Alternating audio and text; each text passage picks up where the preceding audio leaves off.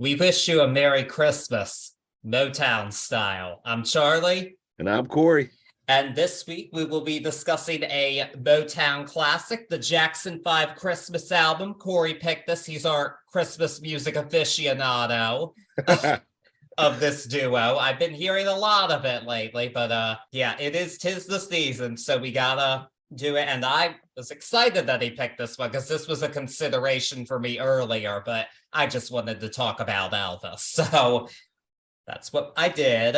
Hey, that was a good pick. The Elvis album was good. I heard the first track off it in the store the other day, as the universe has been blessing us. Yay. And it was like, oh, I know that song. This one was a surprise for me because as much as I thought I knew this whole album, I didn't. So it was a cool exploration down the Christmas run with these guys. Yeah. Well, I did because I actually have this album. This is not just a Christmas classic, in my opinion. I think this is a straight up Motown classic, honestly. I agree with you. There's so much Motown on this record, it's ridiculous. Oh, yeah. And of course, we're going to get into all of that. But first, like we do for a little background. So this is the Jackson 5, a very famous group. You all at least know of the lead singer, Michael Jackson, I'm sure. But this was how he started off in this band with his brothers, Jackie, Jermaine, Tito, and Marlon. And they started off on Motown Records, and 1970, they were unstoppable. So they debuted at the end of the previous year, and on January 8th, 1970, they topped the charts with their debut single, I Want You Back, and it just kept going. By the time this album had come out, they'd had 4 #1 hits within 1 year. And this was their 4th album in less than a year. Berry Gordy probably figured we're going to do it while it's hot. We're going to have the boys put out a Christmas album. And really the only tea for this album is really the fact that these boys were worked hard and they were kids. Oh, yeah. Arguably the first boy band of all time. Yeah, but they did actually play instruments too. Well, true, but I mean, they were what, like an average of like 13, 14, I believe at this time? Maybe an average. I'm saying some were younger, but... Yeah, I don't think that would be inaccurate. They were young. Michael was the youngest, and he was 12 when this album came out. And I know at the time they got a lot of comparisons to the Osmond family, another singing family, but they were a different demographic they appealed to, I think you could say. And, well, they certainly didn't have the musicianship of Motown, frankly. It's really Motown overall that's guiding this to the next level, because they were a factory of hits by this point. They had been for several years. But what I find so interesting is this is just a perfect example of the Motown machine at work, because to put out 4 albums in 1 year is amazing, but the Motown way was we don't put out multiple singles from albums. Motown albums typically had 2 singles at most. It didn't really matter what else was on there in the eyes of the label heads, as long as you had the hits. And, well, the Jacksons had the hits, and that was all that mattered to them. But Holiday album was another thing. This was just them kind of following their pattern. Many Motown acts had done Christmas albums. The Temptations put one out this year as well. So this is just an example of the Motown machine, but as commercialized as it all is, there's no denying the craft in these recordings through these early Motown songs. And that's really evident here, I believe, too. You are right on the same page. A lot of people, especially first-time listeners, might not know that we really don't rap back and forth about how we feel or what we feel about these albums beforehand, Charlie and I, but you are right there with me on this one. I'm so glad you used the word the Motown machine, because it's exactly what we're looking at here. But then I'm so glad that you went after that and talked about the craftsmanship and the amount of artists, and probably going to use this word a bunch, I usually do, genius, that were inside of this whole process. This isn't just an artist jumping into the studio and recording some Christmas hits. This is a product of a whole entire, man, you got me on it, the Motown machine, and I love it. I mean, that's all I can say, because this easily could have just been a contractual obligation. They could have just half-assed it, but no, this is a full product, a fully realized album, perfectly tailored to these young men at this point in time. And that's what I find so impressive about it, even though I do have cynicism about how it was produced, because I think it's ridiculous to work children that much in the span of a year, or, well, anybody really, because they weren't really getting paid as much as we would think, but especially considering the fact that these were literally kids doing more work than many adults do, because 4 albums, that's not a joke, but I can't be too mad when it turns out so good. Yeah, that's real. You're giving me goosebumps over here, but that's the bottom line of it. You can't be mad when we get something like this. No, we can't. And well, we'll get it more into why it's so great in a bit. But first off, yeah, it was released in October of 1970. And at the time, holiday albums couldn't chart on the Billboard 200. So it did sell well. Interestingly, Motown did not report their sales and shipments records to the RIAA until 1977. They wanted to keep that in-house. So we actually don't really know how much this album actually sold. I think it's safe to say it sold at least 1 million in the US, I'm sure. I would have to say that's a safe bet. I mean, it went through 3 iterations from start to finish, right? 3 releases. Yeah, there have been several re-releases of it over the years too, and certainly those have sold some, I'm sure. I don't know if they're the top selling things ever, but I'm sure they do all right each year. And this is the only time Michael Jackson did a holiday album. He didn't do it as an adult solo artist. So if you wanted that, this was your only choice for that. So I'm sure that got some more people to buy it as well. That's a neat point. While we're here, another one that I wanted to ask you, I couldn't find. It seemed like the streaming numbers were down for this album from what we're used to seeing. Any insight on that one? I really have no idea. No. My guess is that's just so seasonal. Heard. That's my best guess for this. And I mean, this one isn't quite at the top of the streaming charts. I mean, we're seeing the Christmas songs invading the charts right now. Like, none of these are in the top 10 currently. They do seem to have a hold on one song in particular, but these don't seem to be the first choices for the streaming era listeners, which I think is a shame. I actually really think more people should listen to this album because it is a bit different from your typical Christmas fare that we hear every year. Because, I mean, we're hearing the same old songs, and they get to play for a good reason. They're fine songs, but it's always nice to hear something different, I think. I agree with the amount and the saturation and the length now that we, for the most part, as society, have deemed it acceptable to be listening to Christmas music. Why not throw it all out there? There are some really great ones on here that I feel do still have a place on the local radio run. And I feel like you made a great point with the streaming audience these days. They might not be akin to those classics the same way that we are. And that might be the reason why that's not getting the play out there. That's a wild thought.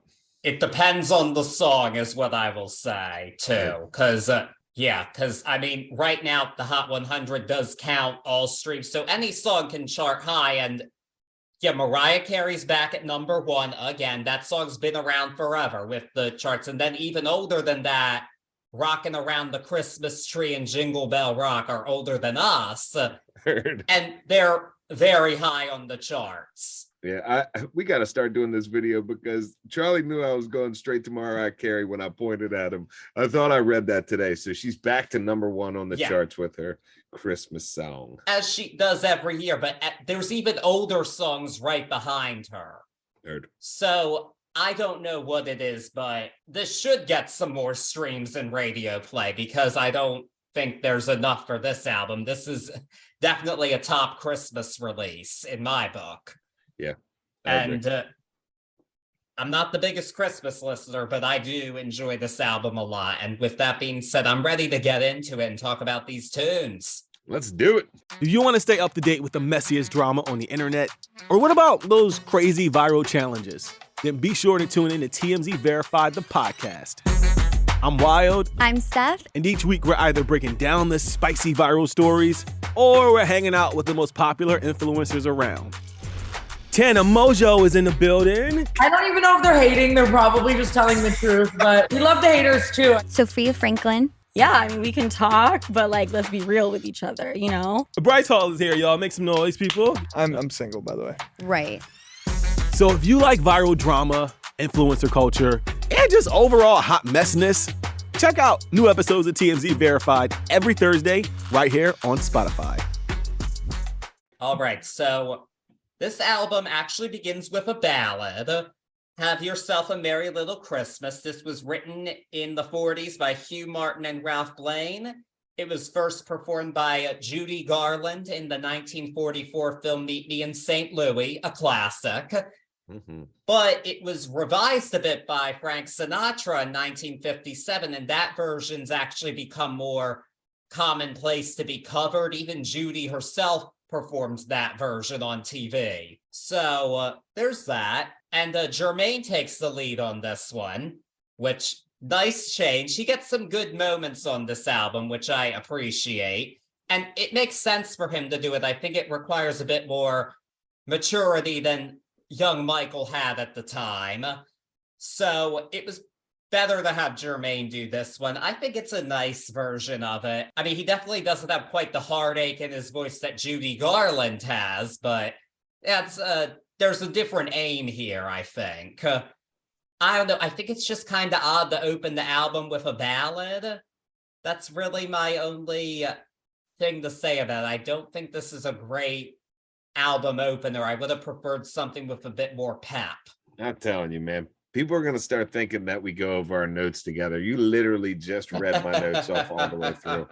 And I'll start right there. I wholeheartedly agree with you. And my hot tea take for this track is I believe this should be the closer to the album because it reads like an outro to me, especially when later in the song you go into a medley of We Wish You a Merry Christmas and a Happy New Year.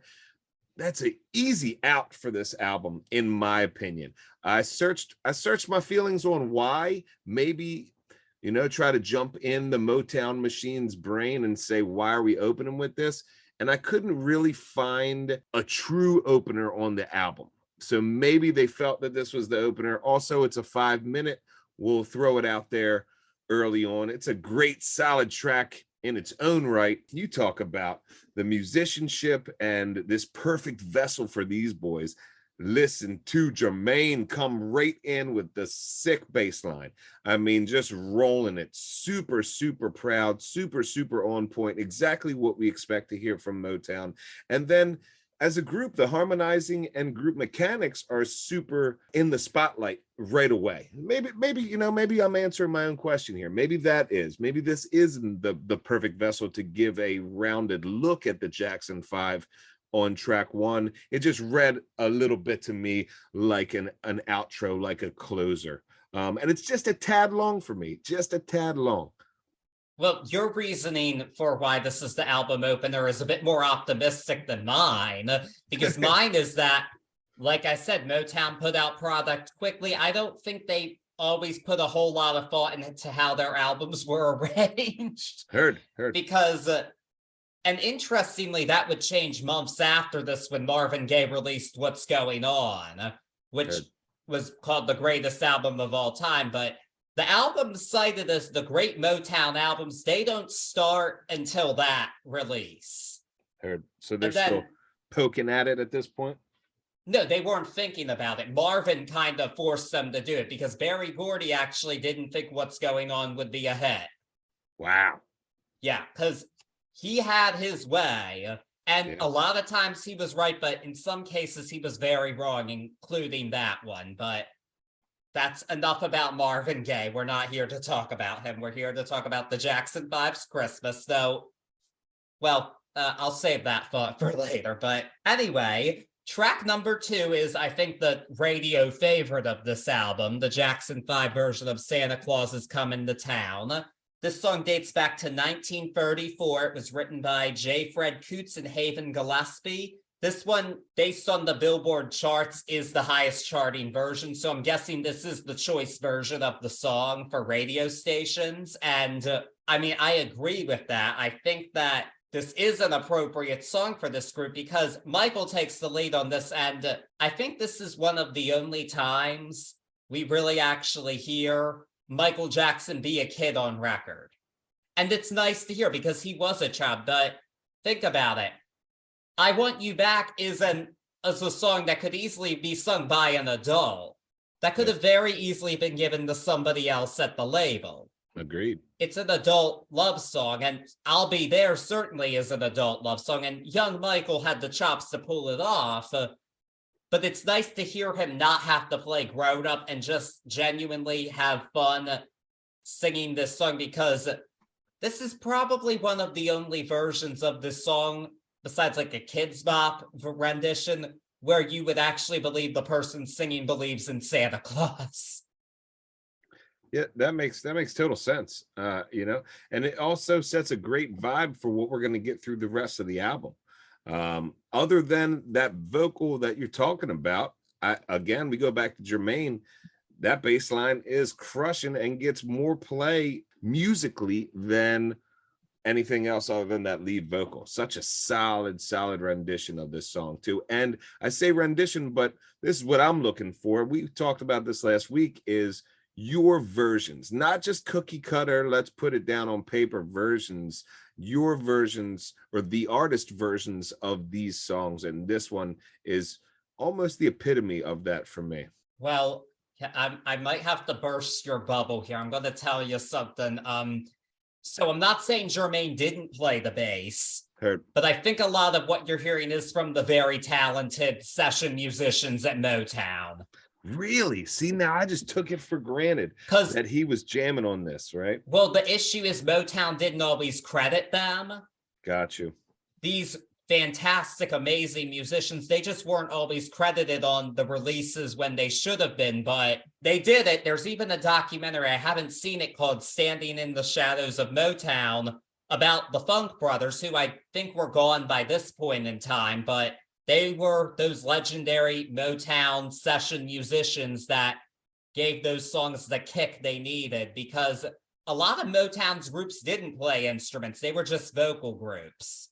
Man.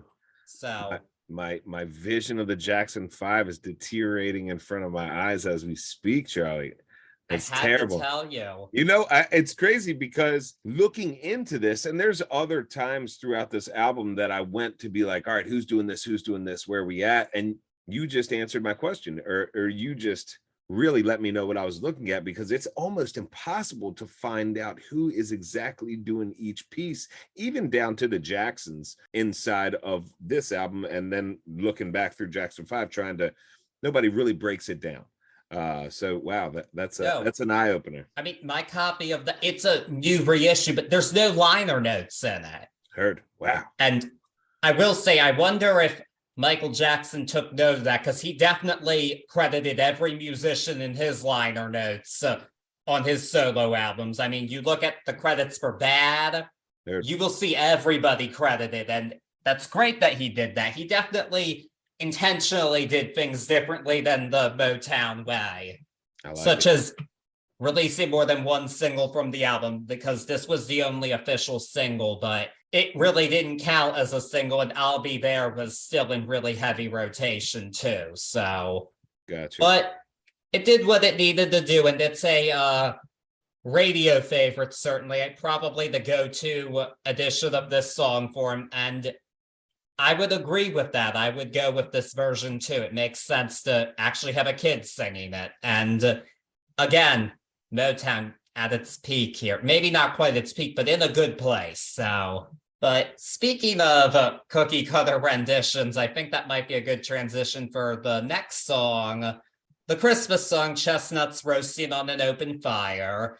This one dates back to 1945. It was written by Robert Wells and Mel Torme. The most well-known version of this song is by Nat King Cole. He recorded it twice, but the version that you hear every year was done in 1961, and that's definitely the version they're referring to the most here. And this is a very nice song. Jermaine does a good job singing the lead on it. The problem is, for me, it isn't that different from the original for the most part, except for the bit of jingle bells at the end, which is kind of random. And I understand not wanting to mess with the arrangement because this is such a beloved song. Why, if it ain't broke, don't fix it. But as a result, they don't really add anything too unique to it, unfortunately. And I think that's the issue with, frankly, just about every version of this song, because it's like Nat King Cole did it. He killed it. His version's going to be played every year forever, but everybody else just does the same arrangement, and it just doesn't work as well, no matter how gifted of a singer you are. And that's kind of my issue with this one. I don't hate it, but could be better. No, it's nothing to hate. You use the Christmas cookie cutter words perfectly. The only and again, like you said, that Jingle Bells Merry Christmas little medley at the end there is the only thing that really takes this out of being a cookie cutter rendition. And that little tiny minor key change that has, I guess you could say, a Motown, but more of a theatrical finish to the end of the song. It's a quick 3-minute run, and the Nat King Cole version, stands alone. So it's a high bar to even try to take a stab at, and they did an okay job. Yeah, I would agree. But fortunately, the next song, they did not do a cookie cutter version of. This one got flipped on its head. Up on the Housetop, this was written in 1864 by Benjamin Hanby, but this is not the traditional version. So first off, we interpolate Here Comes Santa Claus. And then we have these new lyrics and arrangement written by a group of people called the Corporation. This is the Jackson 5 songwriting team at this point in time, because Motown was pretty well known for having hit writing teams, and this was theirs at this point in time. This group consisted of Berry Gordy, Alfonso Mazzell, Freddie Perrin, and Deke Richards. So they'd already written classics like The Love You Save at ABC, and I have to say the energy of those classic hits is here too. This isn't just a great Christmas song. This is a great Jackson 5 song that can be enjoyed alongside those classics. I just have so much fun listening to it. And you really do actually hear the brotherly relationship between the boys conveyed on it. And again, this is a good song for kids to be singing. I really feel like on this album, they kind of chose a lot of the songs. It's like, kids sing this in school, we're going to have the boys do it. And that's the smart thing to do for this group. And this is just a beautiful, brilliant arrangement that I never, ever get tired of. And this should be played on the radio every year. And it's not. And that's a shame. I wish I heard this way more on the radio. I totally agree with you. The Corporation, man, when you said machine, I wanted so bad to start talking about the Corporation. You talk about a group of hit makers, music machine crankers. I mean, these guys are the ones that are making it happen. Even Perrin did stuff like I Will Survive for Gaynor and Shake Your Groove Thing. I mean, these are the minds behind what's going on right now, and it screams. You take such a simple Christmas song and really make it a great song for the Jackson 5. My favorite part is right in the middle when they start to do this pitter patter whisper jam, and then Michael does spoken word of The Night Before Christmas right over top of it. It's goosebumps. I have goosebumps literally just talking about it, but it's goosebump inducing music for either side of the coin. For the random listener or for the diehard musician, everything's here for you. This is that. This is that jam. This is a Christmas classic for me.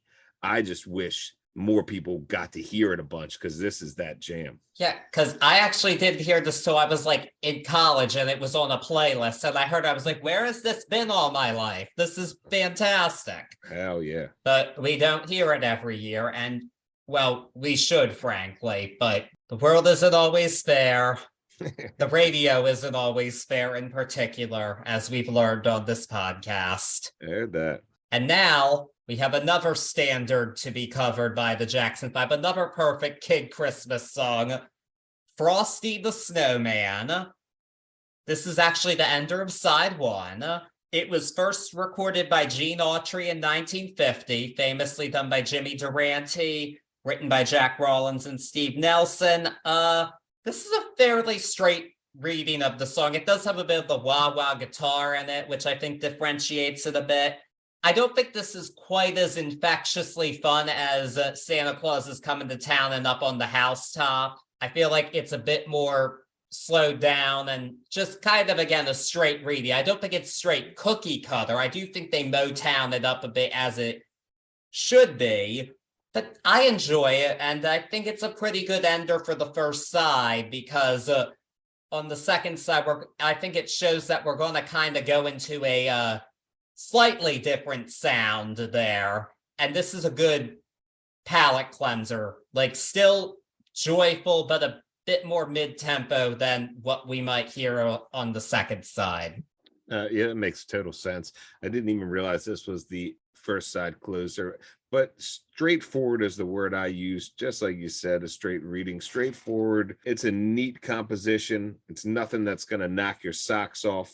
If you're looking for a Frosty the Snowman real quick, it does the job, especially in a Motown-esque sense. I've been trying for almost the whole week to figure out who sings the raspy part in this song where it's like talking about Frosty going down into the city, and I'm just going to believe that it's Joe Jackson. But I can't figure out who it is. It probably is. I was hoping you knew because I've been on the search. If anybody listening knows, if you don't know, Charlie, if anybody listening knows, please let me know because it's killing me, man. It is killing me. For right now, it's Joe Jackson in my mind. That's the only part of the song that's a little weird and takes me out for a second, but super curious to figure out who that is. If anybody who was at Motown in 1970 is listening, please let us know the credits for this album. Yes, please. That's all we need. That's all we need. I know a lot of them have passed away, sadly, but if you're out there, please. Please. Berry Gordy, Diana Ross, send them over. Heard that. But I digress. We are now on to the second side, which opens with the only religious song on the album, The Little Drummer Boy. And again, what a perfect, if a kid group is going to do a religious song, this is the one to do. Because it's sung from the point of view of a child. So this goes back to 1941, written by K.K. Davis, Henry Onorati, and Harry Simone. Really, this song, obviously based on the title, I think we know it emphasizes percussion, and it's killer on this arrangement because they know what they're doing here. Most of the Motown classic tunes have killer percussion, and they're doing it here. But it's amplified by, again, young Michael Jackson. He makes this as uplifting as it should be, and that's just beautiful. This has more spirit than when I had to sing it, certainly, because, he just really is feeling it, I think. And probably my favorite rendition of Little Drummer Boy. Truly beautiful, in my opinion. Hot tea take. Oh, what's better? Please tell me what's better. I'll tell you. I'll get to it in a little bit. I'm not even going to say better. I don't mean to sound like a Scrooge on this one. And there is some beautiful Motown inside this, but as a lover of this song and someone who has always enjoyed this song for its narrative and for its way to narrate with music, I feel like this one, its tempo is just a tad too fast. and the bass line that never stops, it takes me out of it. See, there's a natural crescendo inside of this song where a meek drummer boy gets to be proud and play fully to the newborn baby Jesus. And it's something that is so beautiful and done. If we want to go to where I've seen it done better, I mean, of course, the one everybody knows is the Harry Simeon chorale.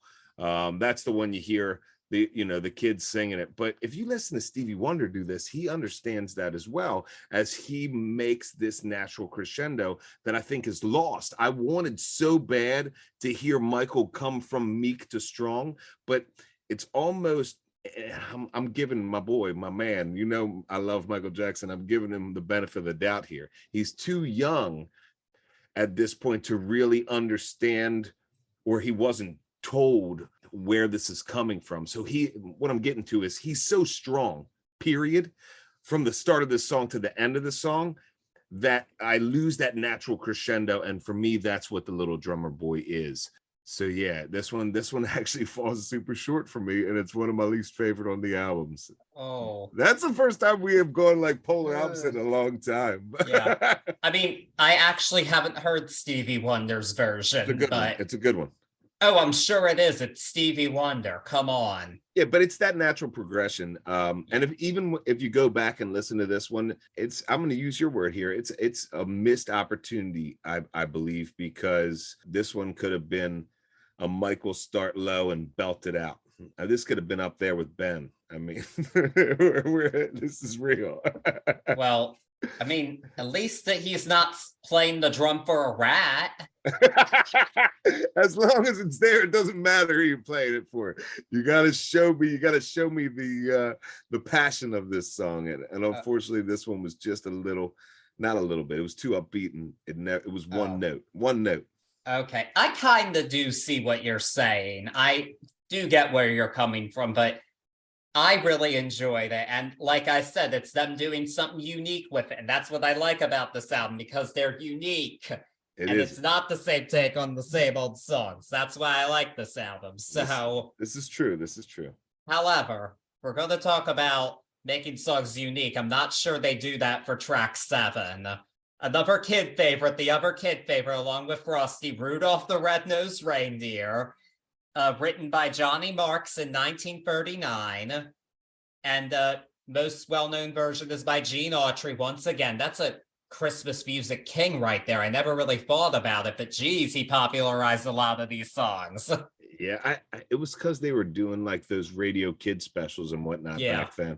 He was doing his thing with it, so hats off to you, Gene, wherever you are. For real. But this one definitely has a bit more syncopation than that. But again, beyond that, this is a pretty straight take on the song. And I understand not wanting to mess with it too much, but I'm going to say this is my least favorite here. They don't take enough liberties to make it unique. Like even Frosty, they did some new things. I felt like it was a Motown song. I just don't get that as much from this rendition of this song, and I just don't think it's as unique of an arrangement as the other tunes on this album. And this is another song where, for me, if it's going to stand out, they need to do something new with it, because it's been done you've heard it nonstop through the years. It's on TV every year. I haven't seen the special in a long time, but you get my drift. Kids sing it in school. This was one every year you sang this in music class. And understandably, it's an easy song to learn. It's a good song, but you've really got to do something new with it to make it stand out. Actually, my version of choice from this is actually Mary J. Blige's. I don't know if you've heard that. But I have indeed. You have, yeah. I like her somewhat jazzier take on it. I wish this one were closer to that, but Mary did hers over 40 years later. She wasn't even born when this album came out, so. Yeah, I agree with you. This is my least favorite song on the album. I think they took a stab at something new, but it fell flat. Like castanets right off the front and hand drums. Like that's what we're choosing on this Motown album out of nowhere for Rudolph. It didn't make sense to me. Like it was almost like a swung eighth note, like there's a weird like island vibe there too. It didn't feel like it hit correctly. I think they might have tried to do something, but and I'm all about flipping Rudolph on its head. My favorite two versions flip it. I won't say it flips it all the way around, but right up there, up top for me, it's either Dean Martin or Harry Connick Jr. Now, Harry Connick Jr. hits with a big band styling, and Dean, it's a crooner where he's having fun calling him Rudy. But this one, man, there's a lot of choices here. We've seen them be so jovial with Michael throughout this album so far, and we still will. Like, why not let him do a fun run on, the stuff the kids always say in between verses, like we've seen before, like Monopoly. Let Michael do that. That would have been neat. Have fun with it. This one, oof, man. I listened to this one a bunch too, and I don't like it. I kept listening to it. It just, this was the miss for me. Okay, we're on the same page for that. And you're right. Why would we have island instruments on a Christmas song? I mean, unless you're trying to say, are they trying to say Meli Kaliki Maka? Or like Beach Boys? Was Beach Boys Christmas out yet? I don't know. Oh yeah, that was definitely out by this time. If they're trying to take a stab at some of that success, I guess I could see it, but not on this one. You fell flat on your face on this one. No, but fortunately, the good news is nowhere but up from here. That's the way I see it. TIAA is on a mission. Why? Because 54% of Black Americans don't have enough savings to retire. So in collaboration with big-name artists like Wyclef Jean, TIAA released Paper Right, new music inspiring a new financial future. With 100% of streaming sales going to a nonprofit that teaches students how to invest. Stream Paper Right now and help close the gap. And now we have the first of two original tunes for this album. This one is track 8, Christmas Won't Be the Same This Year. It was written by Pam Sawyer and Laverne Ware. Pam Sawyer's biggest songwriting credit at this point had been Diana Ross's Love Child, which is definitely one of the best songs from the Supremes era. It's not actually a Supreme song, even though it's credited as one, but that's a different podcast. Heard that. And she later wrote her number one hit, Love Hangover, which is one that a lot of people enjoy a lot. So we have some professional Motown craftsmanship here, and Jermaine takes the lead on this one. And this is about missing an ex at Christmas, basically, which I think is something that's relatable for a lot of people. Yeah, I think it's a nice tune. I think the backing vocals do a good job of keeping it from being too down for this album, because we want to keep things fairly upbeat. I mean, this is one, I don't love it or hate it. It's a nice song to listen to. It doesn't take away from the album, but it doesn't really add to it either, but I'll take it. Take it. I mean, it's Motown craftsmanship here. I'm glad to be back into what I'm loving about this album, and that is the Motown of it. Here we got a lost love song on a Christmas album, and even though we're talking about something that, one, it rings true. You're always going to think about maybe people that aren't with you anymore or lost love around the holidays period. But I guess maybe I'm speaking for myself, more so Christmas, because it's a big one for me. So I feel like this is there because of that. And it works because of that, because it's a real feeling and we can get down with it. And it's not a downer on the Christmas album is what I'm saying. I really like the way the upbeat verses of this contrast with the refrain. I really love how it is, because even when Jermaine's singing about like watching other people doing their Christmas stuff, and we know he's still bumming out, it's still upbeat and it works well. Without her loving arms. I love that. I love that. This is Motown Christmas, not a top Motown song or anything like that, but it's fun and it's done well. I think the thing I hate the most about it, I shouldn't use the word hate. The thing that I dislike the most about it is that the last line of this song, Jermaine's like, and hopefully next year you'll be back with me having dinner. Like, Jermaine, go on, baby. You're Jermaine Jackson. Don't worry about her. I don't care how new it was. If she's not going to be there for Christmas, don't worry about her next year. But that is a real feeling, though. No, I know. I have to say. So they were tapping into that reality, and I appreciate that because that is very real. So Agreed. Yeah, I thought that was a neat way. I'll say it again. I think it's a neat way to not have to go and jump into that without having a downer on the album. So well done there.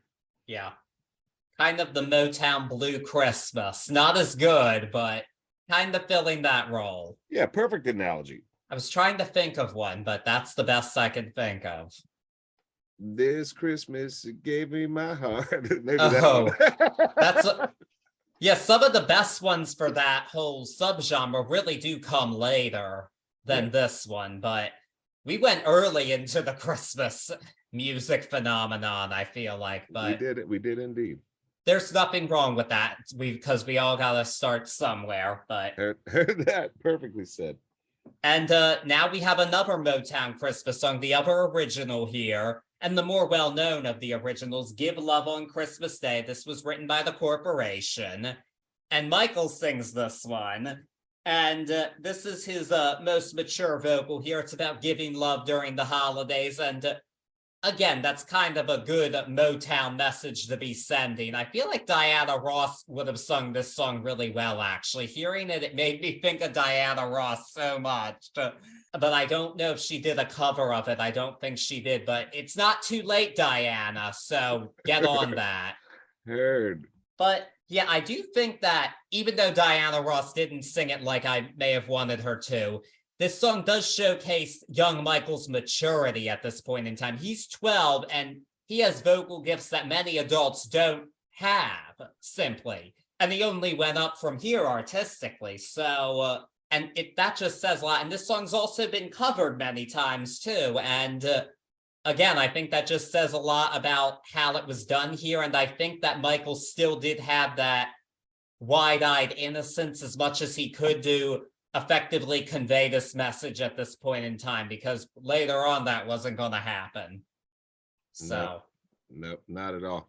This is early Michael for me, and but I love me some Michael. This is early Michael, almost perfection. This is something I'd hand to somebody if I wanted to give him a snapshot of his career.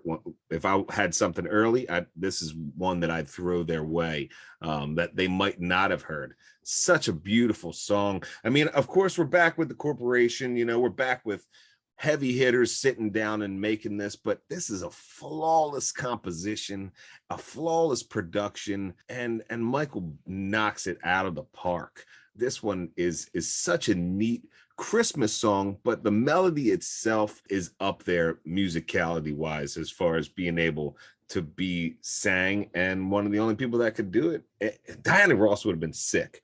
And they have that connection too, and she had to have seen that in young Michael, how powerful his voice was and how much talent was there. But she would have been a cool one on this, and that's one I'll try to look out and see if it was ever done. But this one, can only be sung by someone like Michael, and Corporation knew that. yeah.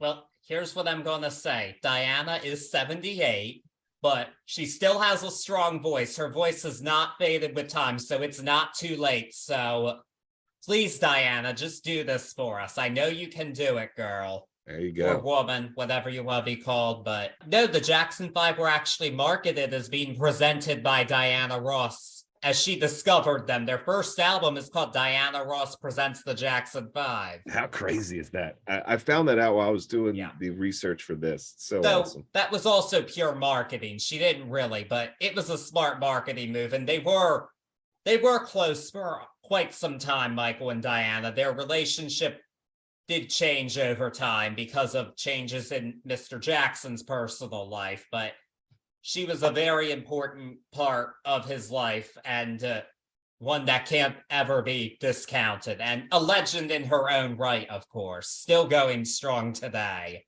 Most definitely. Gotta love it. But speaking of Motown legends, we've got a cover of another one for the penultimate track on the album, Someday at Christmas. This was written by Ron Miller and Brian Wells, and first recorded by a band we mentioned earlier, Stevie Wonder. He recorded that song when he was 16 in 1966. He did this. And this is actually interesting to me because this is another example of a common Motown practice, which was on the albums, because they were so singles focused. What would often happen is the artists would cover songs that were hits for other Motown artists, often on those albums, and just have their own version of it. Like there are Supreme's versions of Sugar Pie Honey Bunch and Love Is Like a Heat Wave. Just because, well, it's their songs, more money for them, makes sense. So this is the example of that here. And the Temptations actually recorded this song on their Christmas album the same year. So just that practice being used. This is a Christmas classic tune, I think, too, in terms of being a Motown classic. This is a fine version, but it's not Stevie Wonder's version. That is the issue with it. It's, of course, similar to that because that's a Motown song to begin with, but this isn't quite Stevie Wonder. It's a fine version. It's a good second choice, I guess, for the song, but just not Stevie. That's all I can say. Yeah, it's definitely not on that level. It's a neat version. I'm totally with you there. The bass line is back. In my notes, I got Jermaine is back, but who knows who was playing that bass now. My view has been crushed. I love the message of this song, period, though. A message of the world with love and the world with freedom. This one has always been akin to Lennon's Happy Xmas War is Over for me, on as far as that message of what we could be if it was just Christmas all the time, or the spirit of Christmas, of giving to each other and loving each other was there. So I love this song, but yeah, you're totally right, and I'm right with you. It's just not that Stevie version. No, not quite, but not everybody can be Mr. Wonder. What can we say? Heard that. But now we are at the end of it, and a bit of an odd closer, I think, but a great song for this album. I Saw Mommy Kissing Santa Claus. This was written by Tommy Boyd in 1962, and this is the other one on here that the Jackson version is the go-to for many stations. And again, I think that makes sense because this is a kid singing it. And I have a really deep interpretation of this one. So here we go. So Michael's performance on this song is very interesting to me because in his solo work, paranoia is all over his songs in his adult career. I feel like we're hearing the first hints of that paranoia here, especially in that spoken word when nobody believes him. And he's saying, I really did see Mommy kissing Santa Claus. Like, he really believes it, and he's singing it with joy, but also I believe that this could have been a traumatic incident for this child to have thought, Mommy's not with Daddy, she's kissing Santa Claus. Even if Santa Claus might have been Daddy, just dressed in a suit. But, you know, I really do think that maybe he was just singing it from that place of a bit of trauma. And I guess in a way, this is a somewhat traumatic thing that could happen for somebody. I'm not quite sure, but that's the vibe I'm getting. And again, that's young Michael bringing that maturity and depth to his vocal performance.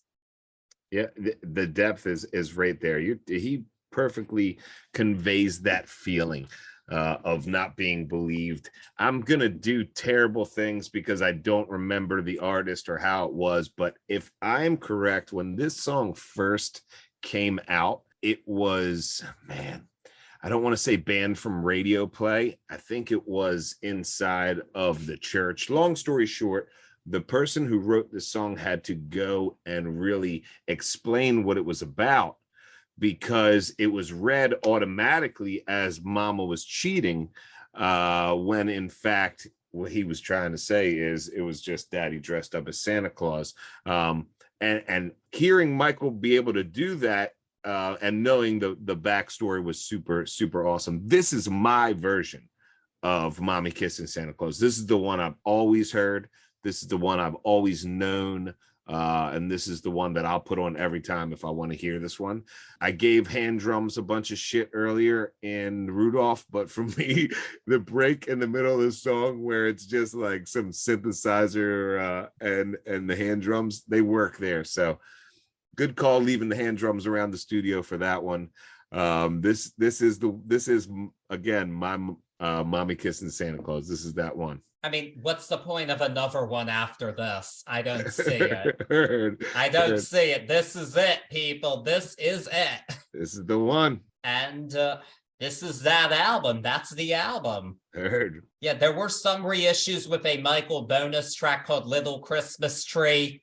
It's cute. I think whoever wrote it probably wrote it after watching the Charlie Brown Christmas. That's my favorite part about this song. It's a cool little song, but the writing credit is to George Clinton of George Clinton and the P-Funk Funkadelic, right? It's him and Artie Wayne. And I've listened to it over and over again. It's a cute song, but George must have been on some really just chilled back there vibes, because nothing inside there sings George Clinton to me. And I went back and made sure I was correct on this, but George Clinton has the writer's notes on this one. That's just the power of a Charlie Brown Christmas. Let's be real. It can change George Clinton. Yes. It can change anyone, even George Clinton. I'm with you on that, but that was recorded later for a different project. But alas, we have the Jackson 5 Christmas album, and in your pantheon of Christmas albums, what grade do you give this one? Where is it for you? You know, a guy by the name of Joshua Alston of the AV Club once said, the Jackson 5 Christmas is tough to compete with because it isn't, and as most Christmas records so often are, an inessential brand extension or bait for discography completionists, okay? It's a wonderful, potent distillation of the spirit of Christmas, an album joyful enough to make me feel like it's the most wonderful time of the year rather than telling me. And I can't agree more. A great Christmas album gets you going and it makes you feel the holidays. And even though some of the tracks on here didn't exactly hit for me, it still did that all the way through this album. And for that, the Jackson 5 Christmas album gets an A from me. All right. I'm going to go with A-. And that's because not every song is quite hitting it for me, but I completely agree with that article's point about this album. This really does what a Christmas album should do. And for that, I mean, what else are you gonna do? This is definitely a classic Christmas album for me. It's not my go-to genre, but this is one I will go back to. Most definitely. Time and again. So, yeah, Jackson 5, you did it. What's your favorite? Congratulations. Oh, my bad. What's your favorite track on the album? Up on the Housetop. You already know that. Yeah, I knew we were together on that one. There's no contest there. Nah, you want to take a song and do your own take on it, especially a Christmas song? Whoo, you did it on that one. You did it. Corporation, you got it on that one. Barry Gordy, you got it on that one. And the Jackson 5, you guys got it on that one, I'll tell you. Yes. Yes, they did. And before we wrap up our look into Christmas music, because it's a bit short this month, because we're doing something else too, I have to ask you one thing. What is your favorite Christmas song, period? Ooh, shit. Without any notice? It's like asking my favorite Fish song. Christ. Favorite Christmas song of all time would be Sleigh Ride. Ooh. Whether the words are there or if it's just that beautiful composition done. I've had the glory of being able to play it many times in my life with a couple different bands throughout, and it's always been my favorite. It narrates, it does its thing. So Sleigh Ride for me. Oh, what's your definitive version then? Because that's one's been done a lot. I'm gonna have to go with just the straight no vocal instrumental. That is my. I was going to say the Ronettes are where it's at for that. heard that. That's a good one. The Ronettes don't get enough play either, but We talked about. I that heard last them time, too. yesterday. I was very happy to. I love it. What about you? Favorite Christmas song of all time? Well, I asked this question because I wanted to share it. My All favorite right. Christmas song. It's changed a bit over time, but I wanted to say the best Christmas song ever in my book is Christmas Wrapping by the Waitresses. Oh, I don't know it. You stumped What? me Yes, now. you do. See, I don't know it by title. You know, It's like Merry Christmas, but I think I'll skip this one this year. Merry Christmas, oh Merry yeah, Christmas. with the horns. Yes, those horns are killer. And what I love about it is a fun, lively Christmas tune, as a good Christmas song should be. But it acknowledges that the holidays can be crazy. It really does in its lyrics. If you listen to it, it's about how the holidays are stressful. It definitely did. And I thought you were gonna give us the Christina Aguilera version of the Christmas song, because you were saying you were thinking about doing that album. We didn't touch on it earlier, but you know she's the only one that ever broke Nat King Cole for charting higher with that song. Oh, I believe it. Oh, Her yeah. version's good. Actually, no, the real banger on that album is the opening tune, Christmas Time. I heard that. But Hey, there you go. That's our next year's. it might be, but I kind of wish we could do more holiday albums. But our year is also coming to a wind down, and there's been quite a bit put out this year. And as a result, I thought it would be a good idea for us to discuss an album from this year to represent that end of year thing. And I feel weird jumping from Christmas to this, but it is what I'm going to do because it's a discussion-worthy album. Next week, we will be discussing Taylor Swift's Midnights. I am a Swiftie a bit, if I haven't made that clear already. So I'm excited to dive into it.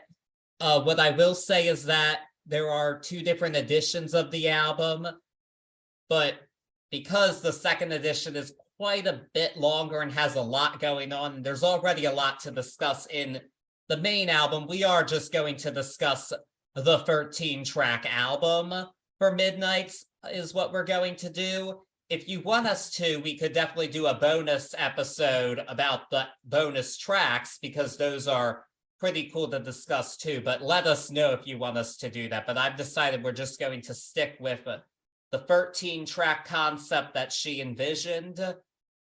So that's what we're going to do. So meet us at midnight for Midnights. Yeah. But yeah, while you're waiting for that, before midnight, you can follow us on Facebook and Instagram at Turntables and Tea Podcast. Subscribe to us wherever you're listening to us. Leave us a nice rating, say nice stuff. And until then, don't be an anti-hero. Peace.